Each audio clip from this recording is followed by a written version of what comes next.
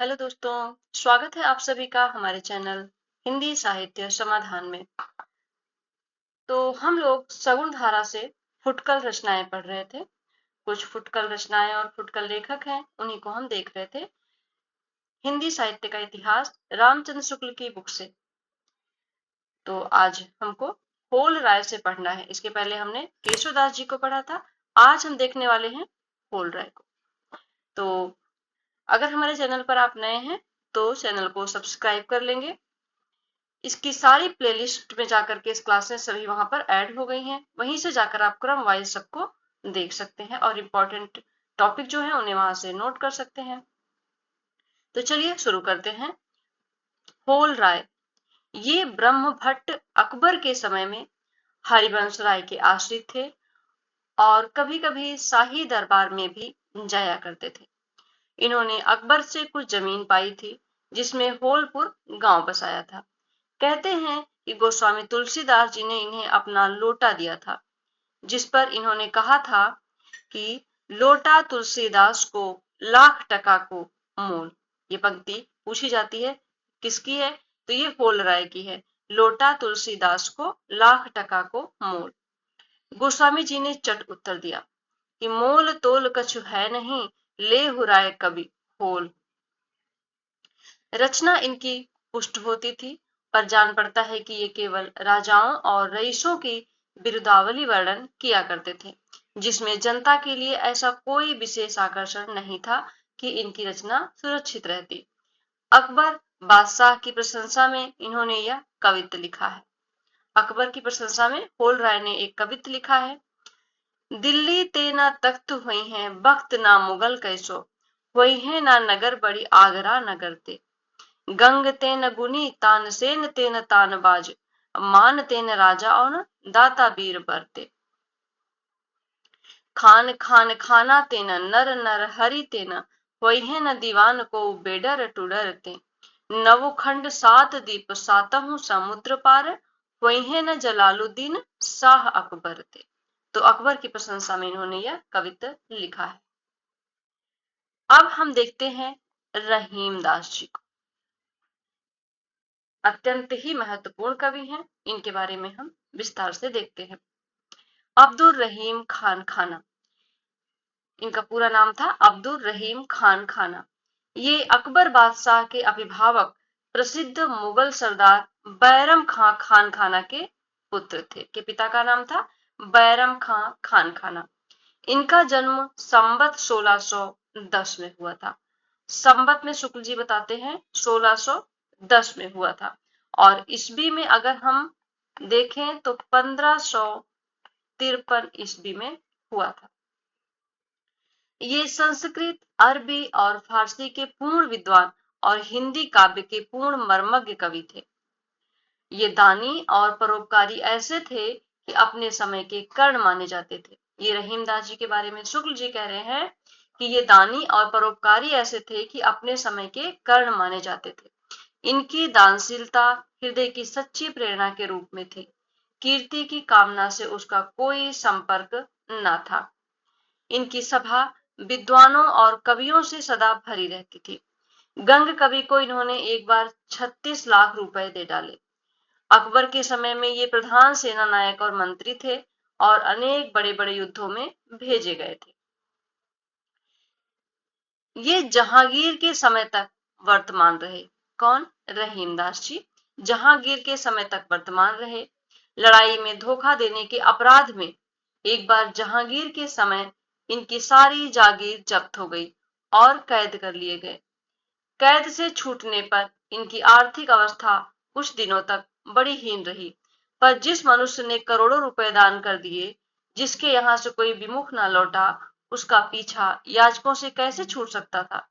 अपनी दरिद्रता का दुख वास्तव में इन्हें उसी समय होता था जिस समय इनके पास कोई याचक जा पहुंचता और ये उसकी यथेष्ट सहायता नहीं कर सकते थे। तो जब कोई याचक इनके पास आता था और ये उसकी सहायता नहीं कर पाते थे, तब इन्हें अपनी दरिद्रता का वास्तविक दुख होता था। अपनी अवस्था के अनुभव की व्यंजना उन्होंने इस दोहे में की है कि तब ही लो जीवो भलो देवो होय न धीम, जग में रहिबो कुचित, गति उचित न होए रहीम। संपत्ति के समय में जो लोग सदा घेरे रहते हैं, विपद के आने पर उनमें से अधिकांश किनारा खींचते हैं। इस बात का द्योतक यह दोहा है। ये रहीम दर दर फिरे, मांग मधुकरी खाही, यारो यारी छाड़िए, अब रहीम वे नाही। कहते हैं इसी दीन दशा में इन्हें एक याचक ने आ घेरा। इन्होंने यह दोहा लिखकर उसे रीवा नरेश के पास भेजा। कौन सा दोहा था कि चित्रकूट में रमि रहे रहीमन अवध नरेश, जापर विपदा परति हैं सो आवत यही देश। रीवा नरेश ने उस याचक को 1 लाख रुपए दिए।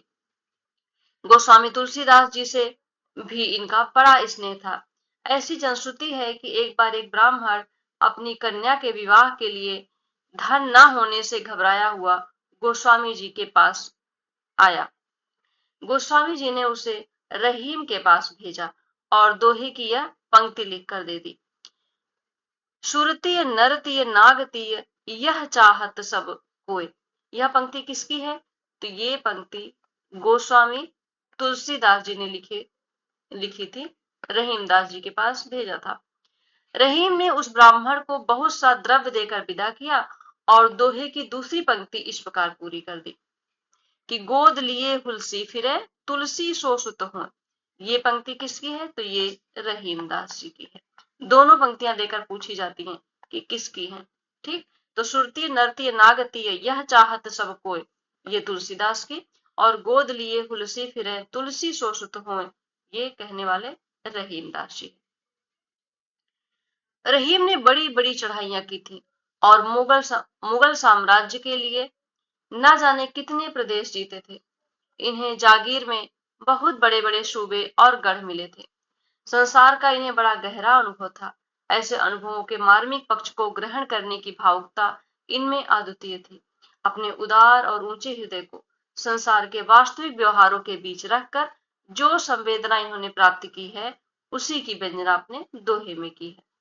तुलसी के वचनों के समान रहीम के वचन भी हिंदी भाषी भूभाग में सर्वसाधारण के मुख पर रहते हैं। इसका कारण है जीवन की सच्ची परिस्थितियों का मार्मिक अनुभव। रहीम के दोहे वृंद और गिरधर के पद्यों के समान कोरी नीति के पद्य नहीं है। उनमें मार्मिकता है। उनके भीतर से एक सच्चा हृदय झांक रहा है। किसके लिए कह रहे हैं? रहीमदास जी के लिए कह रहे हैं कि उनके भीतर से एक सच्चा हृदय झांक रहा है। रहीम के पद्यों से जीवन की सच्ची परिस्थितियों के मार्मिक रूप को ग्रहण करने की क्षमता जिस कवि में होगी, वही जनता का प्यारा कवि होगा।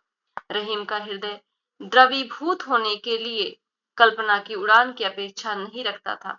वह संसार के सच्चे और प्रत्यक्ष व्यवहारों में ही अपने द्रवीभूत होने के लिए पर्याप्त स्वरूप पा जाता था। इंपॉर्टेंट लाइन है। शुक्ल जी कहते हैं कि रहीम का हृदय द्रवीभूत होने के लिए कल्पना की उड़ान की अपेक्षा नहीं रखता था। वह संसार के सच्चे और प्रत्यक्ष व्यवहारों में ही अपने द्रवीभूत होने के लिए पर्याप्त स्वरूप पा जाता था। बरवे नायिका भेद में भी जो मनोहर और छलकते हुए चित्र हैं, वे भी सच्चे हैं। कल्पना के झूठे खेल नहीं हैं। उनमें भारतीय प्रेम जीवन की सच्ची झलक है। फिर कहते हैं भाषा पर जैसे तुलसी का शाही अधिकार हम रहीम का भी पाते हैं। ये ब्रज और अवधी, पश्चिमी और पूर्वी दोनों काव्य भाषाओं में समान कुशल थे। जैसे तुलसी जी का अधिकार था ब्रज और अवधि पर, उसी प्रकार रहीमदास जी का भी अधिकार ब्रज और अवधि दोनों पर था। बरवे नायिका भेद बड़ी सुंदर अवधी भाषा में है। तो ध्यान रखेंगे, बरवे नायिका भेद किस भाषा में है? अवधी भाषा में है। इनकी उक्तियां ऐसी लुभावनी हुई कि बिहारी आदि परवर्ती कवि भी बहुतों का अपहरण करने का लोभ न रोक सके। यद्यपि रहीम सर्वसाधारण में अपने दोहों के लिए ही प्रसिद्ध हैं, पर इन्होंने बरवै, कवित्त, सवैया, सोरठा, पद सब में थोड़ी बहुत रचना की है। तो ये पूरा है पैराग्राफ बहुत इंपॉर्टेंट है। इसकी लाइन को हम बहुत अच्छे से तैयार करेंगे, इनको नोट करेंगे, कहीं से भी प्रश्न बन सकता है। कि बरवे नायिका भेद अवधी भाषा में लिखी गई है। और ये कथन किसका है? शुक्ल जी का है, रहीम दास जी के बारे में, कि इनकी उक्तियां ऐसी लुभावनी हुई कि बिहारी आदि परवर्ती कवि भी बहुतों का अपहरण करने का लोभ न रोक सके। आगे है कि रहीम का देहावसान संवत 1682 में हुआ। अब तक इनके निम्नलिखित ग्रंथ ही सुने जाते थे: रहीम दोहावली या सतसई, बरवै नायिका भेद, श्रृंगार सोरठा, मदनाष्टक, रास पंचाध्यायी। कौन कौन से ग्रंथ हैं? रहीम दोहावली, बरवे नायिका भेद, श्रृंगार सोरठा, मदनाष्टक और रास पंचाध्यायी। पर भरतपुर के श्रीयुत पंडित मयाशंकर जी याज्ञिक ने इनकी और भी रचनाओं का पता लगाया है, जैसे नगर शोभा, फुटकल बरवे, फुटकल कवित्र सवैये और रहीम का एक पूरा संग्रह रहीम रत्नावली के नाम से निकाला है। कहा जा चुका है कि ये कई भाषाओं और विद्याओं में पारंगत थे। इन्होंने फारसी का एक दीवान भी बनाया था और वाकयात बाबरी का तुर्की से फारसी में अनुवाद किया था। कुछ मिश्रित रचना भी इन्होंने की है। रहीम काव्य हिंदी संस्कृत की खिचड़ी है। क्या है? रहीम काव्य हिंदी संस्कृत की खिचड़ी है। और खेट कौतुकम ये ज्योतिष ग्रंथ, खेट कौतुकम नामक ज्योतिष ग्रंथ संस्कृत और फारसी की खिचड़ी है। तो खेट कौतुकम इनका ज्योतिष ग्रंथ है। ये संस्कृत और फारसी मिश्रित भाषा में लिखा गया है। कुछ संस्कृत श्लोकों की रचना भी ये कर गए हैं। इनकी रचना के कुछ नमूने नीचे दिए जाते हैं। सतसई या दोहावली से लिया गया है ये, कि दुर्दिन परे रहीम का भूलत सब पहचानी, सोच नहीं बितहानि को जो न होए हितहानि। को रहीम जन काहू के द्वार गए पछिताए, संपत्ति के सब जात हैं विपत सबय ले जाए। ज्यों रहीम गति दीप की कुल कपूत गति सोए, बारे उजियारो लगे बढ़े अंधेरो होए, अंधेरो होए। सर सूखे पंछी उड़े औरे सरन समाही, दीन मीन बिन पंख के कहु रहीम कह जाहि। मांगत मुकरि न को गयो केहि न त्यागियो साथ, अब मांगत आगे सुख लह्यो ते रहीम रघुनाथ। रहीमन वे नर मर चुके जे कछु मांगन जाहि, उनते पहिले वे मुए जिन मुख निकसत नाहि। रहीमन रहिला की भली जो परसै चित लाए, परसत मन मैलो करे सो मैदा जरि जाए। इसकी बात बरवे नायिका भेद से है, कि भोर ही बोली कोयलिया बढ़वत ताप, घरी एक भरी अलिया रहु चुपचाप। बाहर लई के दियवा बार न जाई, सास ननद घर पहुंचत देती बुझाई। पिय आवत अंगनैया उठ के लीन, अब बिहसत चतुर तिरियवा बैठक दीन। लय के सुघर खुरपिया पिय के साथ, छैबे एक छतरिया बरसत पात। पीतम इक सुमिरनिया मोहि दे जाहु, जेहि जप तोर बिरहवा करब निभा। तो ये बरवे नायिका भेद से था। इसके बाद है मदनाष्टक से कुछ पंक्तियां। कलित ललित माला व जवाहिर जड़ा था, चपल चखन वाला चांदनी में खड़ा था। कट तट बिच मेला पीत सेला नवेला, अलिबन अलबेला यार मेरा अकेला। फिर है नगर शोभा से। उत्तम जाति है ब्राह्मणी देखत चित्त लुभाए, सॉरी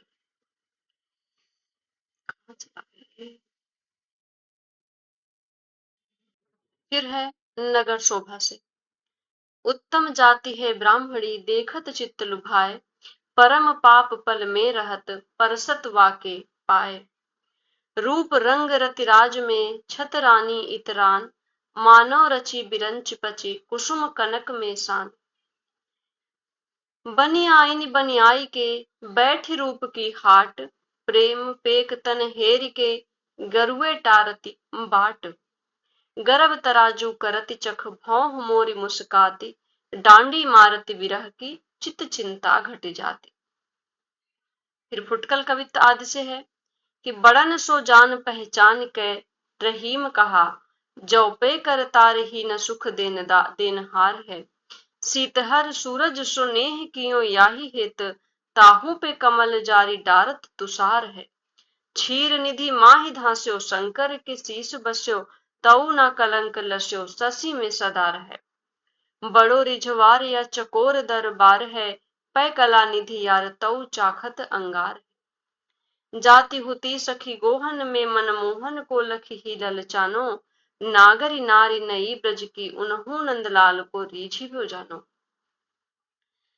जाति भई फिर कै चितई तब भाव रहीम यह उर आनो, ज्यो कमनैत दमानक में फिर तीर सुमारी लाज ले जात निशानो। कमल दल नैनन की उन्मानी, कमल दल नैनन की उन्मानी, बिसरत नाही सखी मो मन ते मंद मंद मुस्कानी। वसुधा की बस करी मधुरता सुधा पगी बतरानी, मढ़ी रहे चित उर विशाल की मुकुट माल थहरानी। नृत्य समय पीतांबर हु की फहर फहर फहरानी, अनुदिन श्री वृंदावन ब्रजते आवन आवन जानी। अब रहीम चित ते न टरती हैं सकल श्याम की बानी। तो ये थे रहीमदास जी। इसके बाद आते हैं कादिर। कादिर बख्श, पूरा नाम था कादिर बख्श।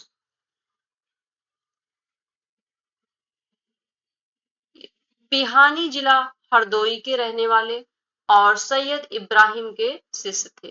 कादिर पिहानी जिला हरदोई के थे और ये इनके गुरु कौन थे? सैयद इब्राहिम।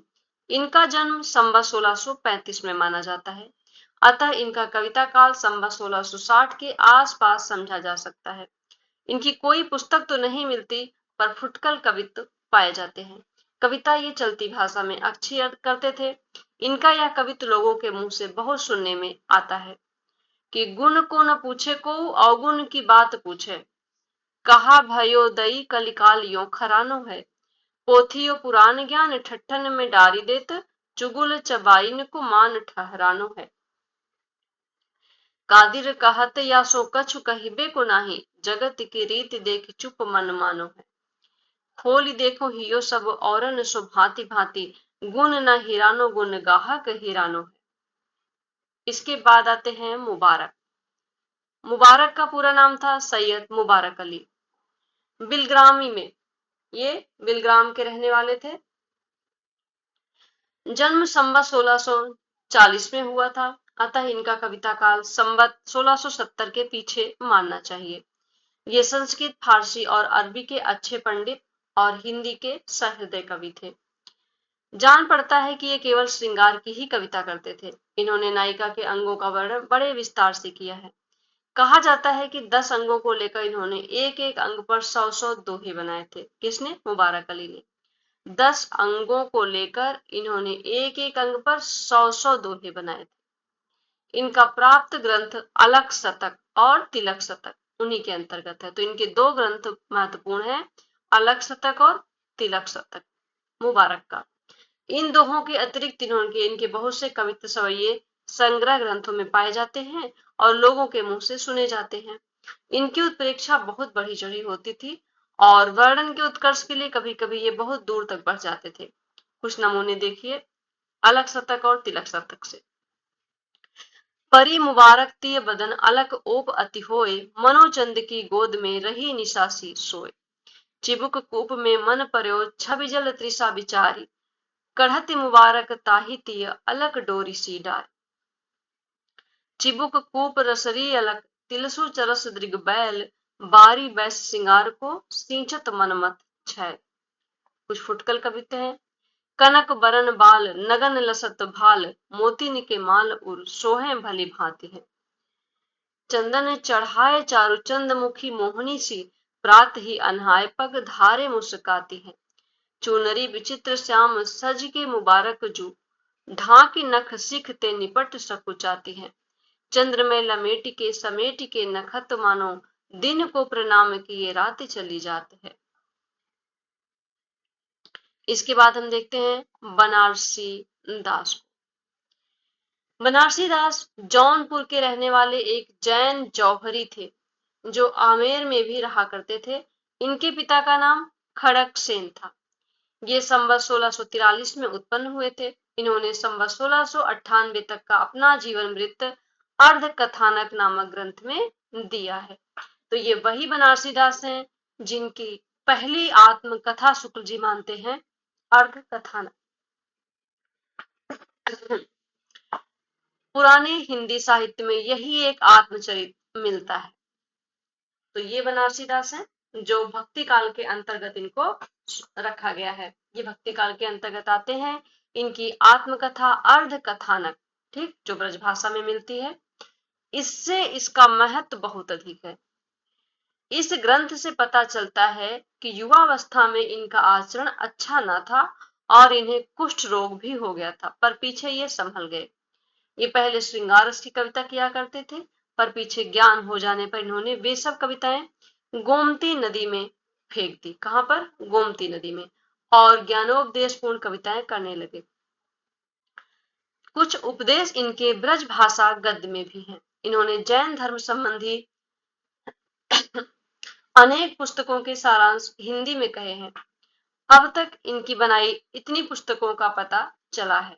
इनकी पुस्तकों का नाम देख लेते हैं कौन कौन से हैं। तो एक है बनारसी विलास, ये फुटकल कविताओं का संग्रह है।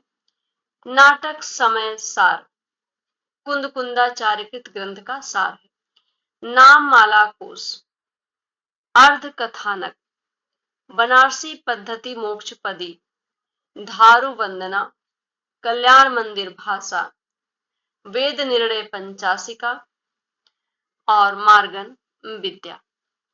इनकी रचना शैली पुष्ट है